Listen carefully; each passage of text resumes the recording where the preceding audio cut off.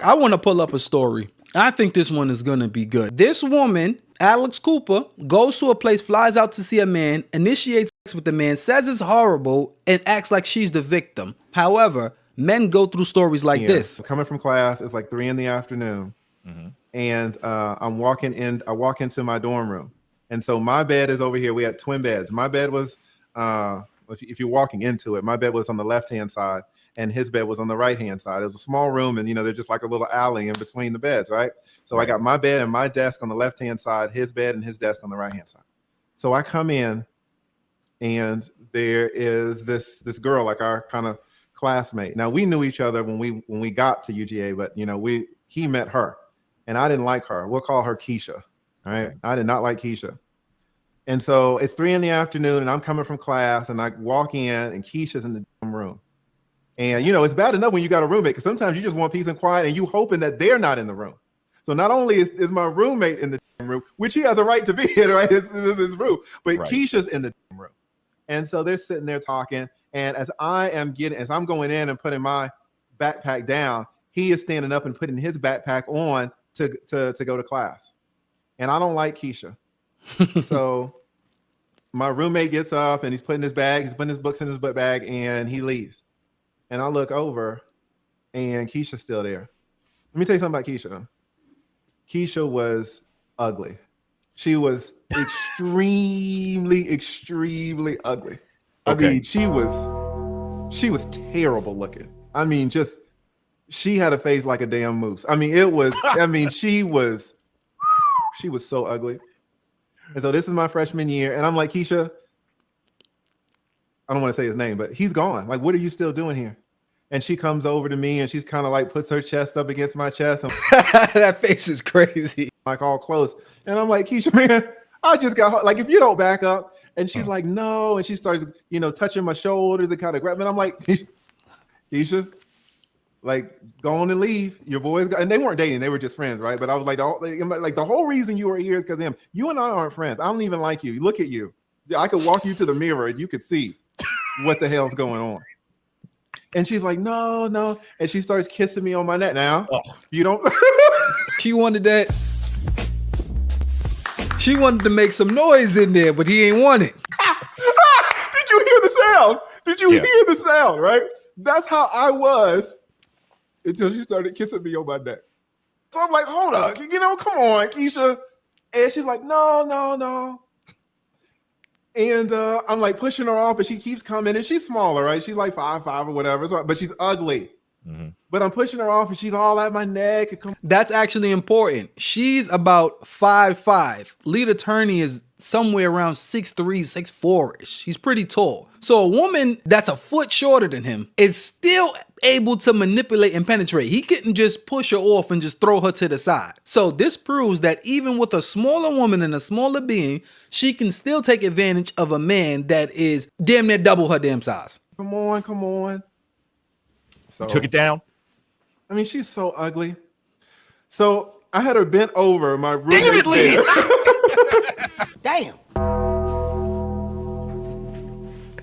I had her bent over my roommate's bed, right? She's bent over the bed. Oh, God. And I'm... Do you see how it can happen when it comes to women like this? She flew out to go see a guy, and the guy didn't even really want to do it, but yet he was like, you know what?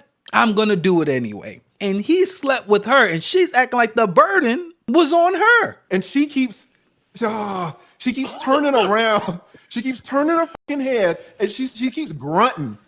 She's grunting. Every Chris, time. I see you. She's like, ugh. She's like, ugh. To this day, I'm 44. This happened to me my freshman year. To this day, if a woman grunts in bed, I'm stopping. He's traumatized to this day. That is the sound that's coming from Keisha the Moose. That is the sound that'll get you put out of Diddy house.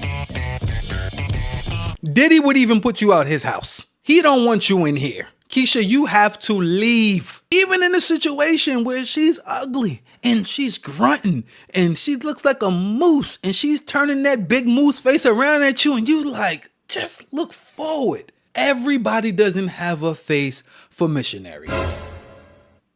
Everybody doesn't have that. You have face for back shots. That's what that face was made for. Not to be looking at me and ruining my night. Oh God, I am because it was the way she turned and she turned her snout at me, and I saw her look me in the eyes, and she was grunting. Everybody just like, oh God. I was in there for trash can waves. I will kill you. Trash can, don't do it, man. Please, I will kill you, trash can waves.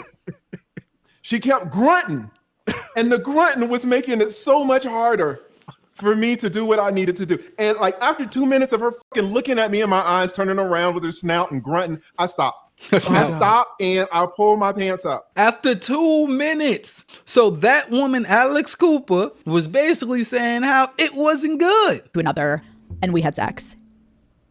And it was awful. It was awful. Of course it was awful. Because you wanted to initiate it and he really didn't. He wanted to go home and stay there by himself. He had you there. In that situation, Alex Cooper, you are Keisha the Moose. But you want to play victim like you did a favor to him and it was horrible. And he somehow emotionally took advantage of you and you just felt so stuck that you had no other choice. She was like, no, don't stop. And I was like, no, you got to get out.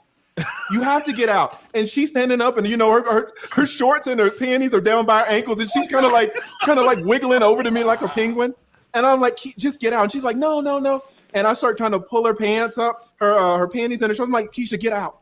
And she's like, no. And we're kind of like tussling. And I open the door and I'm trying to push her out and she doesn't want to go out. And like, I'm physical now with her. I am so done with her. And I put her out in the hallway and close the door and she's banging on the door. Oh, God. Wow. And I was just so disgusted with the grunting and then having her, it was the combination of her turning her head and looking at me in the eyes and that grunting. Fast forward like 3 weeks, 4 weeks. It's 3 o'clock. I go into my dorm room. My roommate is there with Keisha. Now the lights are off, but there's a big window. There's a huge window that's in between our two beds, huge window on the wall, and there's so much light coming through. So it's 3 in the afternoon, even though the lights are off, it's still kind of bright as hell. But the lights are off. And I walk in there and they're both sitting on the bed and they're both closed. They both have clothes on because he's about to go to class. And they're sitting on the bed and he has kind of her arm around her and she's looking all pathetic. Oh shit. And I'm like, what the hell? Like, what are y'all doing? Why are the lights off? And no one answered. And I don't want to say his name. I look at my room. I'm like, what are y'all doing? Because the fact that she's in she's in my room. You guys don't imagine, we're old now, so we can't really relate. Imagine having someone you don't like in your room. That's like having like someone you don't like in your house. And I look at my roommate because he knows how I feel about Keisha's fucking moose head. And I'm like, what are y'all doing? Why are the lights off? You know what he says? He looks up to me and he says, Keisha, she's thinking about dropping out of school because she's pregnant. No. And I was like, fucking bitch. And I was like, oh my God.